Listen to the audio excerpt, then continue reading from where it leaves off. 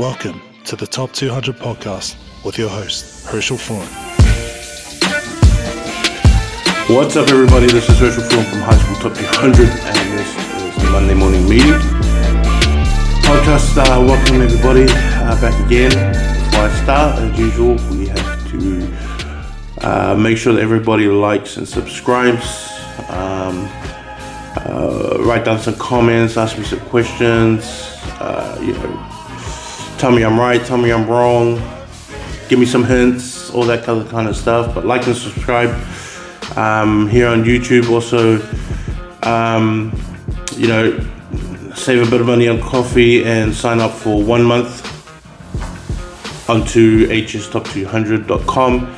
And the rankings are coming out soon, so you're going to want to jump onto that. And also all the other write-ups and things that I do from all over the country and about all teams and all players and all that kind of stuff that comes on it. So $5 a month, High School Top 200, hstop200.com. Go check it out. Nanas, papas, cousins, boyfriends, girlfriends, mums, dads, sisters, whatever. Everybody sign up. Keep a track of where I guess your team's going, or where your team is ranked, or if your son's on the ranking, or all that kind of stuff. And I'll try and provide as much information as I can, and also just fill in a lot of the gaps for those that are new to first 15 rugby in New Zealand. There's a lot coming. There's a lot of games that's been happening. I got so sick after the Westlake Hamilton boys game, and I ended up missing the Hastings boys and Kelston game down in Taupo, and at the same time that was on, the McQuillan Cup, which was won by Taupo Nuiatea, was also played. We played the final against Tikawiti High School, but I also missed that because I was obviously flipping crook as. What was the other games? I think I missed the Tauranga game as well. St. John's Tauranga, I think, was the other game that I missed. Yeah, I've been real sick, but I got to St. Paul's Collegiate and Palmy Boys, which was one I just watched on Saturday. But yeah, heaps of games going on. Heaps of games coming up too, which was cool.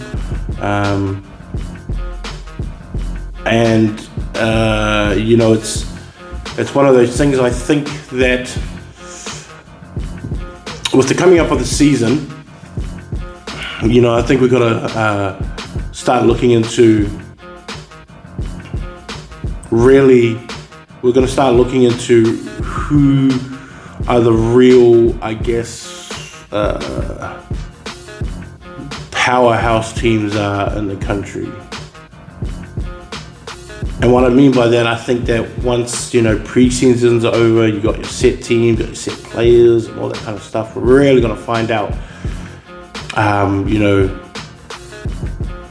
who's really got it together and got it together quickly as well. And I don't know, I think there's something to a fast start for most teams and trying to get off on a positive note.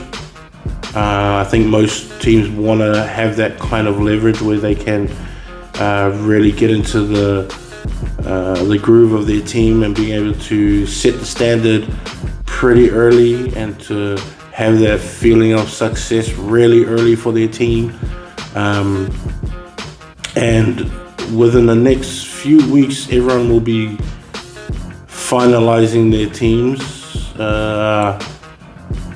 I think that's where you'll find that guys will be down to like maybe the last 3 people getting cut.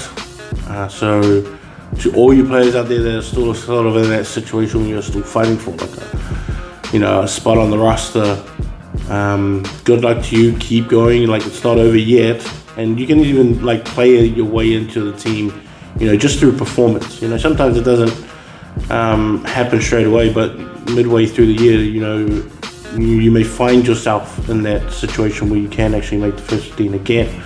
The ones I think that have a hard time are probably the year 11s or the young year 12s that are maybe not as developed as they would like to be, but I think probably in the a good position to actually get a lot of experience from playing at that level, even if they don't make the team. But it's a good experience. If you are year 11 and you do make the first 15, cherish every moment. Just be a sponge. Do not take anything for granted, and listen to the older boys that are around you, because they're the ones that's going to help you out.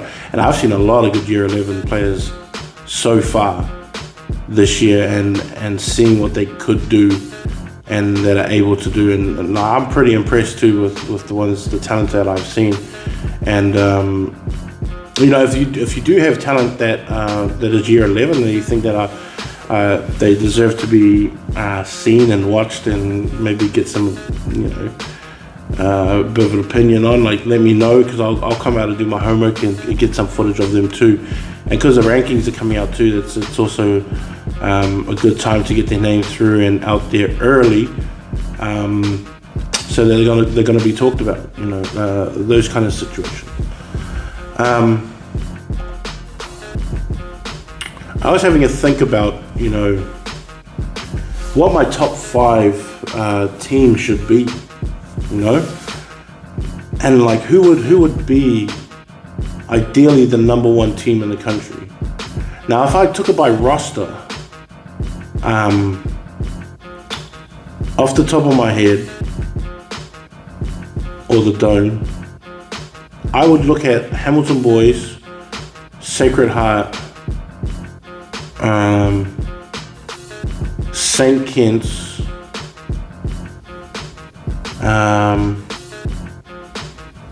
Rotorua, Palmy,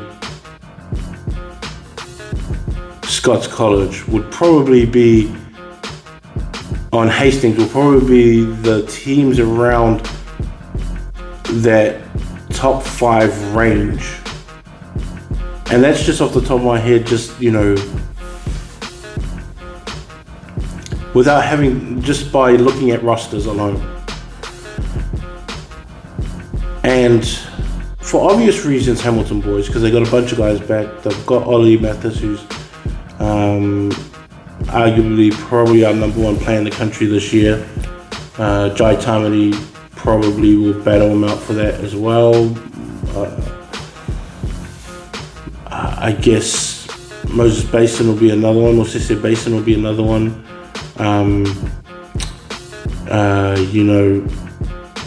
His own teammate, Kalis. Putoka will probably be the other guy that will be in those situations. But I mean, like, Hamilton Boys is, for obvious reasons, would be based on just teams coming back, will be the number 1 team in the country. And that's just what I'm thinking. But then, like, after I saw Westlake Boys play, Westlake Boys, just like what I wrote about, Westlake Boys should have been 3-0 in the preseason. And they should have beaten Hastings Boys. They then beat St. Peter's College, even though St. Peter's is running with, a squad of, I guess 30 right now or something like that. By how much they beat them by, like, I don't know. But Westlake are looking strong too. And because they should have beaten that, excuse me, they should have beaten Hamilton Boys too. And for me, it would be hard for me not to put Westlake Boys in the top 5 team in the country.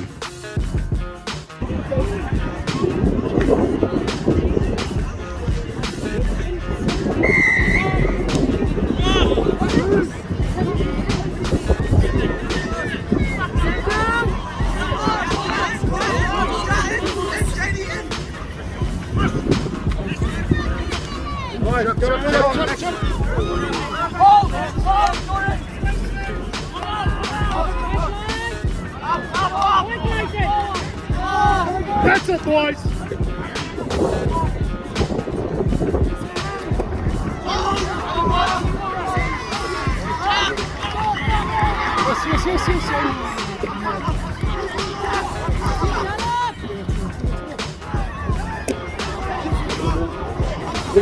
Bring up!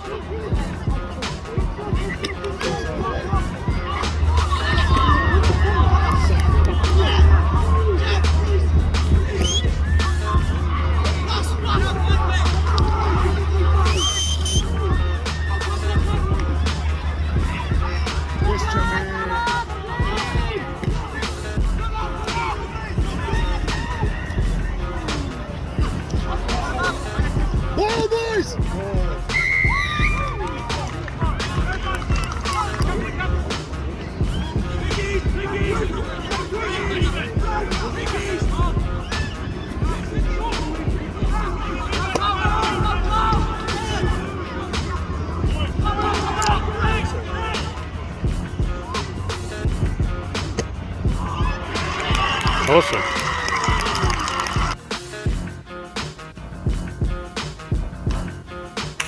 Shutdown plays sort of tear up kind of pods,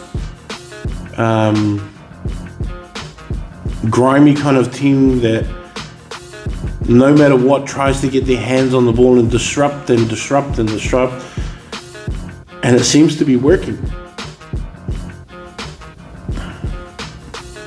And like the amount of times that I see them getting their hands to the ball, I don't particularly like, because I feel like they are, encroaching on, on the ruck, or like, they haven't, they're still trying to, even when the ref, I guess, has caught a ruck, they're still trying to get to the ball kind of thing, and trying to get their hands through, and all those kind of things that I don't personally like. But if the ref doesn't call them for it, then like, why should I, be annoyed at that? It's not their fault. They're playing to what they're given. So they do that very well to me, and it's working, and it's working out great, because they push up so fast on defense. They push up so aggressively in a line. They hold it strong, and they all commit to the tackles. And then once the ball goes to ground, they all aggressively put everything they do into that to get that ball back, or to tie up that ball longer. And if the refs are not calling it, you can't fault them for it. And like, that was like sort of the internal argument I was having with myself, being like, well, it feels like it's cheating, but it's really not if they're not getting caught for it.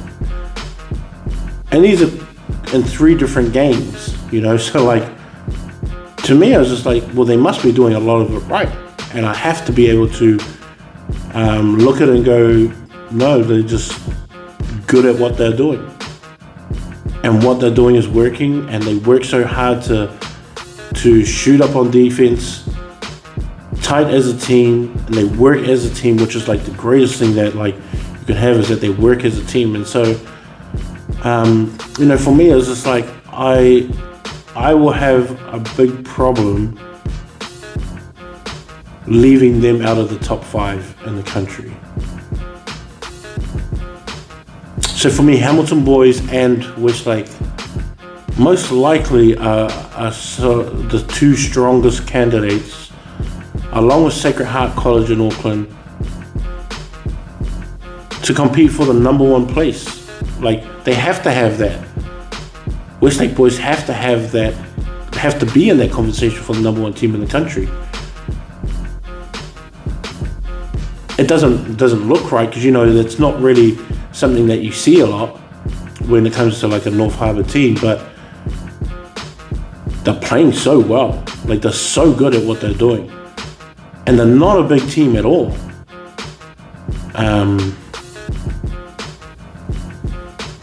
They bothered Hamilton a lot, outsmarted them a lot in a lot of ways too. And Hamilton just did what Hamilton did and played right to the end. And Westlake boys, like I said in my writing, it's like they just don't have that mentality yet. They don't have that attitude yet. And that's something that's built up over years that a school adapts to, and then it just trickles down from, like, all these boys in under 14s, if they're watching their first, keeping the track, they're going to learn, and they want to be like the way that these guys are. And this is like the importance of having good, strong first 15 teams that the boys look up to and that want to mimic and be exactly the same as that. And Hastings had that for a long time and still have that now, but they need a and like Hastings is going through this thing, but the big boys at Hastings and the leaders at Hastings need to gather up the young ones and go, look, we need to be an example. You guys need to follow through. We're going to be examples. Follow us, and we're going to be the best and right example for you guys, so that when you guys are seniors, this is how you act as a senior.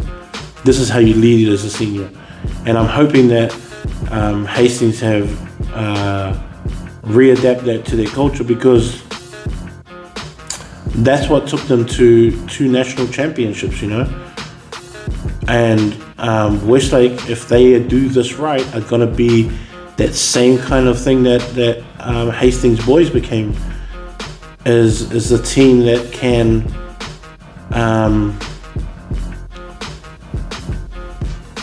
really make a change in I guess the landscape of first 15 rugby. And Hastings, don't think people give Hastings or know how much Hastings changed first 15 rugby in New Zealand with the explosion on the scene. When we had Hastings losing by 50, 60, 90, and they were bringing through these young boys as year 10s and year 11s of the first 15, getting hammered and smoked by the Super 8 teams. And I don't know how true it is, but I heard murmurs of it that the other principals didn't like that they were this bad and they had to do something, but it was just their plan was going, we're just a year away, just give us that chance, we're just a year away, and they get smoked, and then 1 year they just hit, and then all of a sudden all these superstars came out. Then we started seeing national championship quality players, New Zealand secondary school rep kind of quality players, and then we saw like a national championship, then we saw a finals and another national championship, and we've seen that, and we've seen more New Zealand secondary schools being picked out of Hastings Boys. To me, Westlake can be that same kind of team. And with the team that they had last year and the team that they have this year, and with the young guys that they have all on the team this year, and what the under 15s was able to do last year, and I think I would have, I wished Christchurch Boys and King's College would have had an under 15 final or something like that, because I think that was where you could sort of tell with teams are coming through and get a proper under 15 national championship. That's another discussion anyway, but the Westlake team that did really well in the nationals under 15s, those boys need to also realize that this is what we're looking up to being in a year or so. We're a year out from being that. We have to keep the same intensity and build ourselves so that we can slip right in when these guys move out, and we can carry on this momentum that we have in New Zealand rugby if all goes well this year, and we can make a second appearance in the top 4 again. But remember, that means beating out whoever the Auckland champs is. And right now it is looking someone like Sacred Heart in these early parts of the season. They are looking like the strongest team in Auckland right now. Maybe St. Kitts, close behind, with maybe Kelston and then Grammar, maybe. But I mean, Hamilton Boys, Westlake Boys, Sacred Heart, Hastings Boys, another team to consider, and I said Palmy, right? And and just like in my write-up, Palmy have a squad, but they played like they were having their first game of the season. They looked so disorganized. They looked so uncomfortable, and when they got behind, momentum-wise, it was almost like they were trying to search for a way to get out of it. And it wasn't as automatic. It wasn't as automatic. And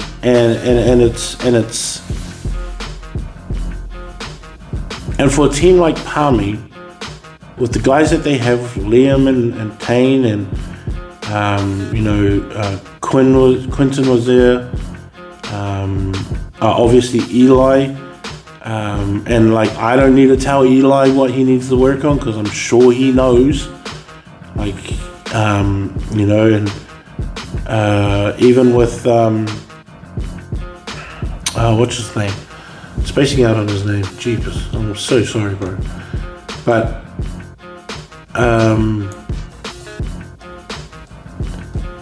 what? Oh my gosh, Logan. Sorry, Logan. With the leaders like that, like Eli and Logan, even though Liam was there, Tane, Tom wasn't back yet, but Tavita was still playing. Quinn was there, so they had enough boys. They had enough leaders on that team. But they all got to get together and decide as a group of leaders to go, hey, this is how we're going to do things from now on. This is how we're gonna talk when we're down. This is how we're going to this is what our body language is going to be when times are tough. And these are the things that we're not going to say when we're looking for answers.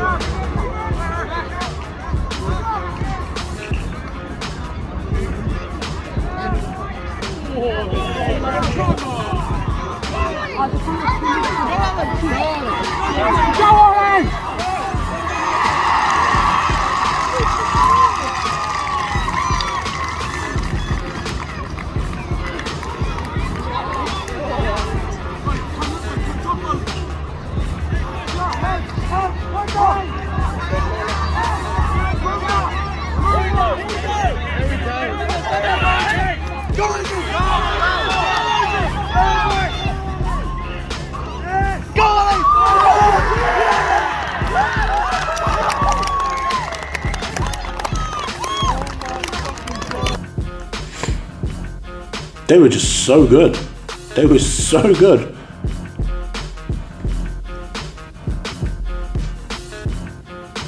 And Palmy just couldn't find answers for them.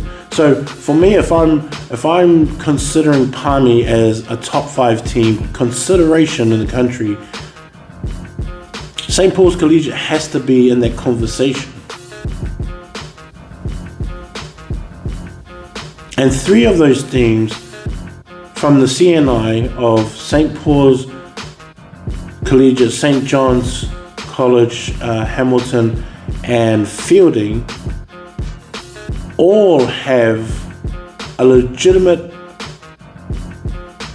argument for why they should be considered top 5 as well in the country. They all have New Zealand secondary school quality players.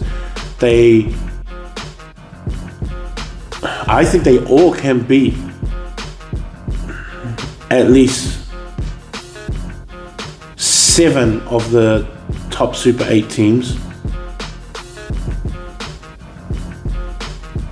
And I think the battle between all 3 of them to win the CNI is going to be so much harder this year because of how quality all 3 of those teams are.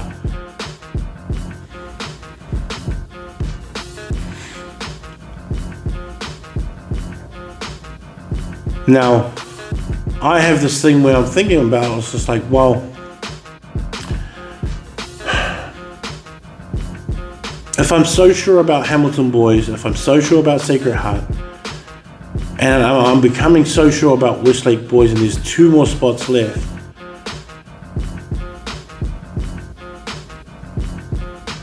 And I still got teams like St. Kitts. I still got teams like Kelston. I still got teams like Hastings, Rotorua. Scots College have to be in that conversation too, from what I saw of them and how they played. Christchurch boys look like they have the goods and for the team that they have. Nelson College would also go, well, hey, you can't really forget about us. Otago and Southland boys also have that same argument. They go, oh, well, we feel like we deserve that spot too.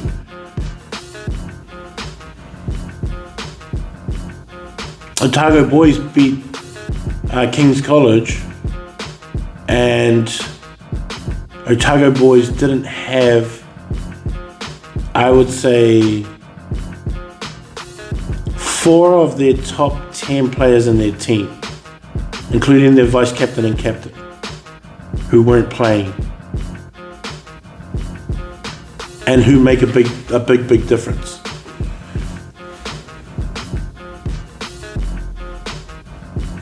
And I'm like thinking about it in a way that if it came down to a top 5 and I had to pick your top 5 strongest teams in the country just off the top of your head, who does that look like? I don't even know if I can give an honest 5, because there's too many good teams that are just the smallest of gaps away from each other. And this is kind of what I try and explain to people when I talk about rankings of teams going up and down. It's not based on if you just beat someone that was ranked and you weren't ranked, do we take their spot? It's like, no, that's silly thinking. That's idiotic to think that way. It's not the way that it works at all.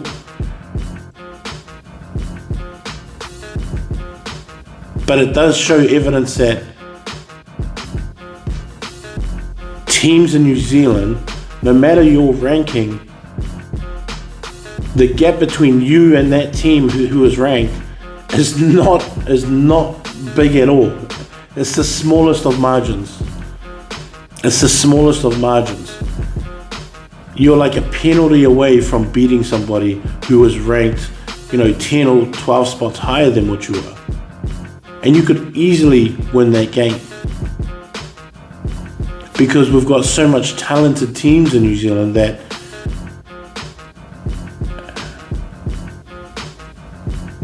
a lot of games are not out of the question of you being able to win that game. What I like about St. Peter's College is that St. Peter's College have now, who are going down to St. Thomas, and they're playing like a friendly against St. Thomas. I think they're taking basketball, soccer and rugby down. And then through the middle of the year, they got St. Beach travelling up to Auckland to play in their traditional that they have. But the fact that St. Peter's is willing and open to travel and experience different rugby from around the country is a massive move for me. And I think what they're doing is great, and it's a great example of being able to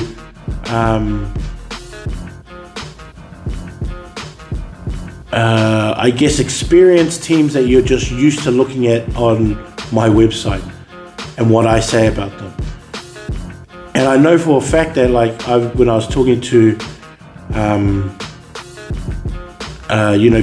people from down there, that they were like so happy that they were coming down, that even people that don't go to St. Thomas or have kids there wanted to go and watch the game. They wanted to go and see St. Peter's. They wanted to go and see what they were like. And I know that there's Auckland kids that were like, you talk about Silverstream, the school Silverstream so much. Like, we want to play those guys. We want to see how good they actually are. And I think teams going around to test themselves and to see what the hype is a great thing to have. And it does make things easier, of course, for me, who's like looking at a thing like the top 5 now and going, yeah, well, the fact that they travelled and they were able to play it gives me some reference when I'm across, referencing all these, or who beats who, because these guys won against these guys and all that kind of stuff. Makes it easier for me, but also it just gives the landscape of rugby a lot more colour and texture, and the way that everybody interweaves themselves into this first 15 rugby story. Because St. Thomas and St. Peter's, I remember St. Thomas, I think, went up one year in like 2013, I think it was, something like that. And I don't think I saw them for a while after that either. And I'm not too sure, for some reason it stopped. But it's not like a yearly thing that they do, but I like this. I love the St. Bede's and St. Peter's traditional that they have.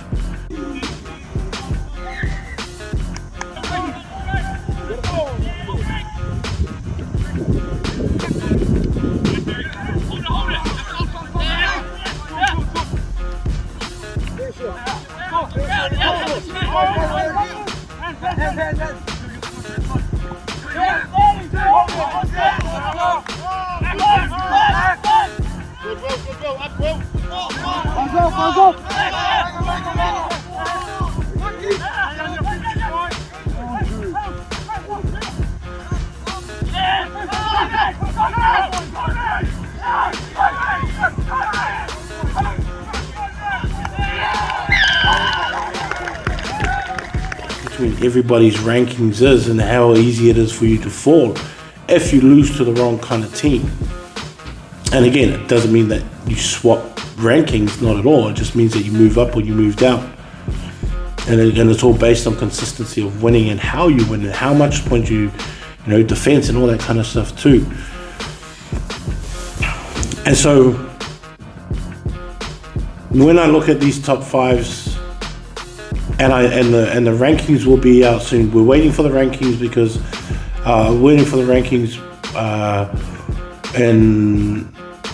in May, the beginning of May, when Miles Toyota Cup starts, or that same week that starts. And I'll make sure I keep everybody up to date of when that actually goes in. But that is those are the thoughts that I'm putting into that as how I'm thinking about putting in this top 5. We could even end up with 2 CNIs in the top 5 early in the season. And then it just means that they have to maintain it, kind of thing. Which is like even harder. Like getting the ranking in the beginning is one thing, but then trying to maintain it is the other thing too. And it's not like an easy thing to do as well. I mean, even just trying to come up with it right now is hard enough too. Trying to figure out, how good everybody actually is, how good these combinations are going to work out. Are these new year 12s going to work out for this team? Are these new year 13s in the team going to make a difference, and how they're going to fit themselves into this system that they run? All those kind of things are like things that I think about in terms of like, how I grade and rank these teams, even in the top 25 rankings, all the way to 100. So I take all those things into account. And like now that I'm talking about the top 5 in terms of teams, the top 5 players and number 1 player is also is obviously also on my mind too. Like Ollie Mathis.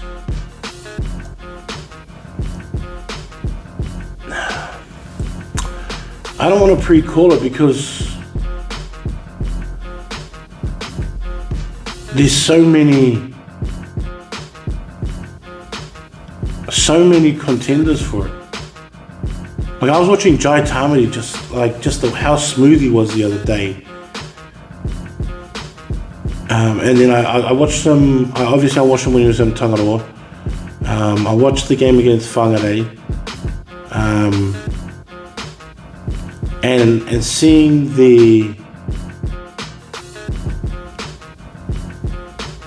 rhythm that he plays at, and the speed and the decision making that he makes, and now he's got like this confidence to him too, which is great because that's what you always want, and it seems to have picked up his game.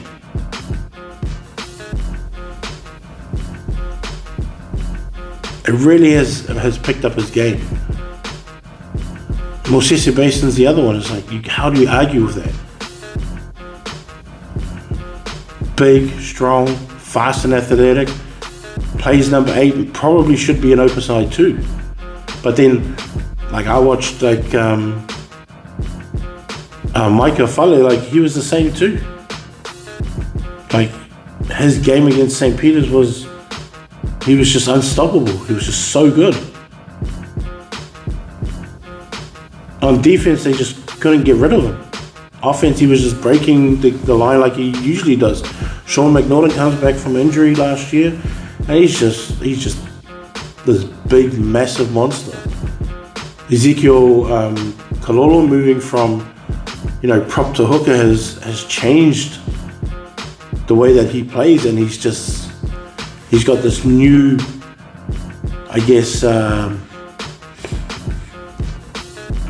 newfound love, for the game. Getting, like a new, new responsibilities on the field. It's different from what he was used to. Now he's got a different role. It just, must feel like another game, a new game to him, but seems to adapt it well.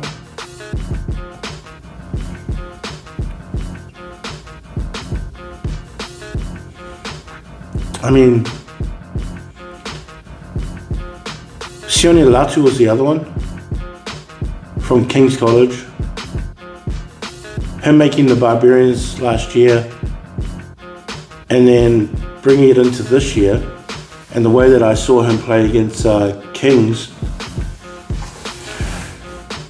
just too strong, too fast, too physical, aggressive, everything. And he's like another one that you're just like, yeah, you can't really count him out either. You can't count out how damaging he is as a player.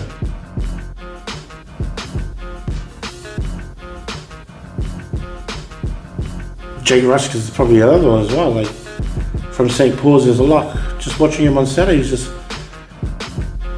everywhere. For a guy who's 6'8", and he's just everywhere.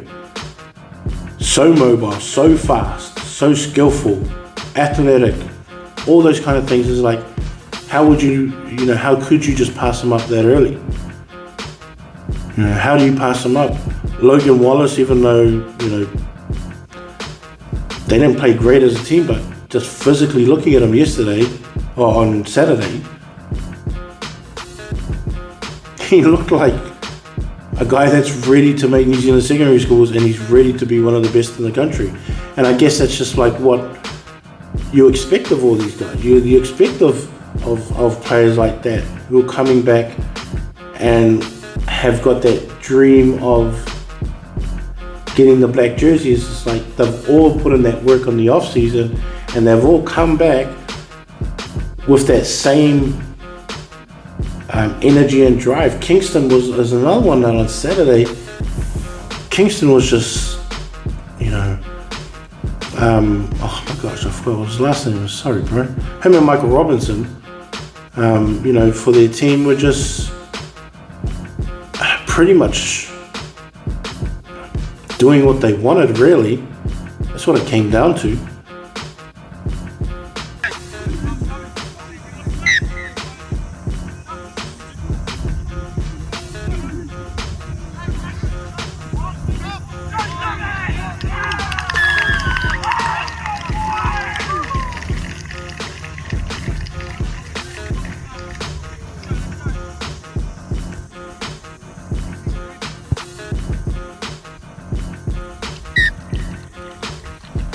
Or he is, but he'll be another one who's just like, why? Rico Simpson's another one as well. I was like, yeah, like he probably deserves to be up there too, and considered top 5 in the country. Sonia Muffy's another one. You know, Manuel Letu is another one from Christchurch Boys. Their hooker, like all of these players, and like I separating them is different. Separating them is hard. But I always, the way that I explain it to people is that if, let's say, if me and you were doing a draft and we got to pick one player each, my thing would be, who would be the first player that I pick? That's how I would choose. That's how I choose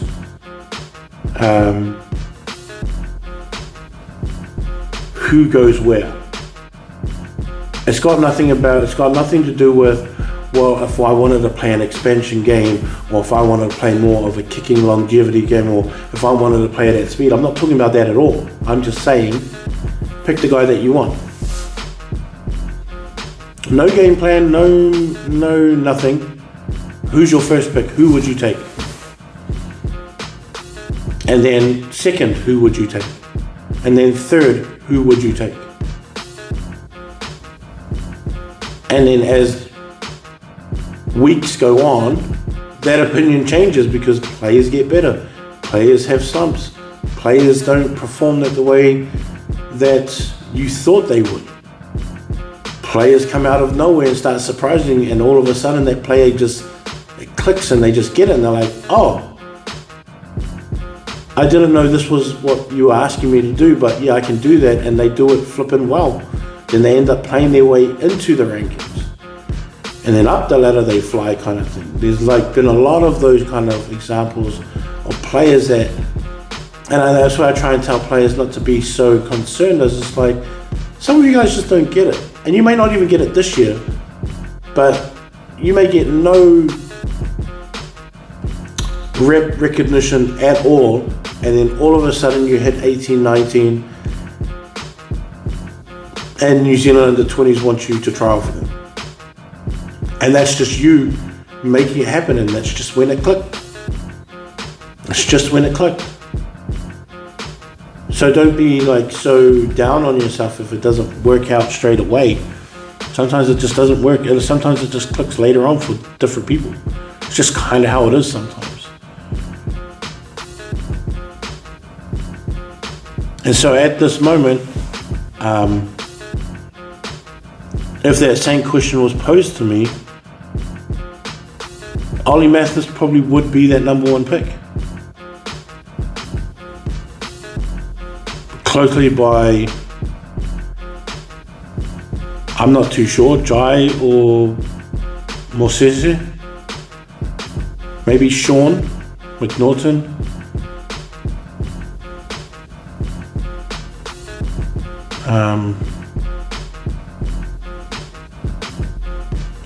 I don't know, Mika's probably another one. I mean, I'm not too sure.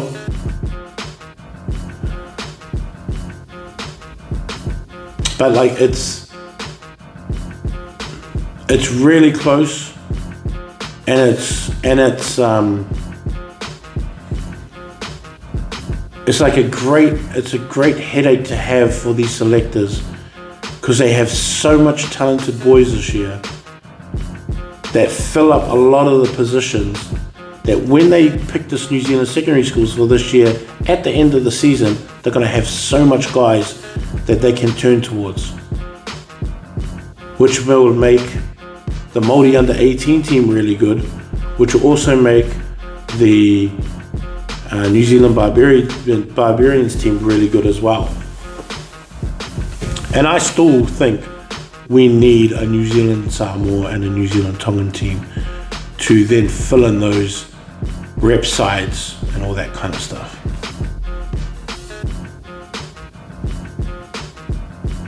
That's what I reckon. So, I don't know. it's going to be interesting. I still enjoy it. And I still look forward to it because I love watching these guys develop, and I love watching these boys get out there every Saturday and give it their all and give everything that they have. I'm waiting for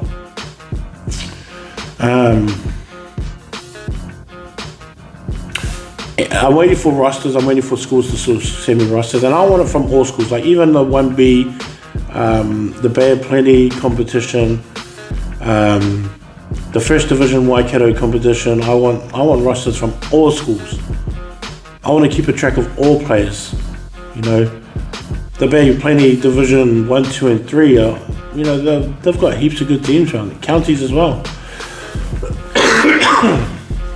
And so, like, the sooner I get the rosters in, the sooner I can make sure that players are still here, make sure the players are around, and make sure that I can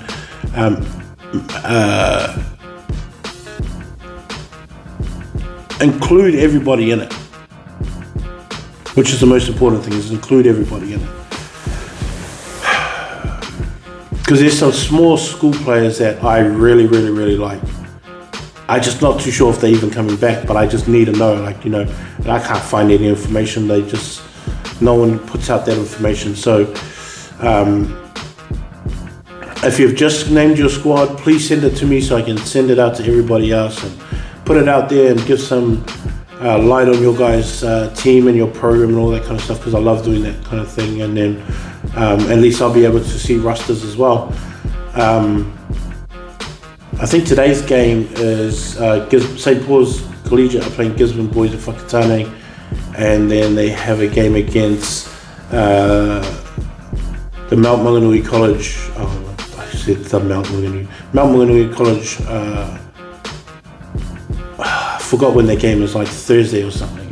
And then there's other games as well going on this week. If I can find it.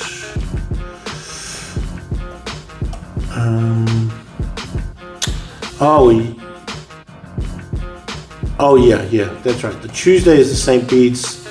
Patrick's Town, Silverstream and St. Bede's on Friday, I think it was.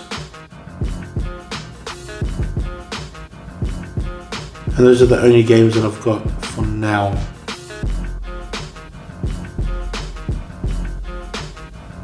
Yeah, but I mean, send your schedules as well, so I can start adding them all on, and then yeah. But let me know all your thoughts. Let me know what's going on. Let me know, you know, if you got any questions. Sorry, I've been so sick and not being able to get much out there and give, you know. I couldn't even see words. I couldn't see words on the computer, and I couldn't even focus on what I was saying. So it was so hard to even write anything. But now that I'm back and I'm getting a bit better and, you know, trying my best here and all that kind of stuff, at least I can get back into it. But that's just a short one for today on the Monday morning meeting. Later, Bob.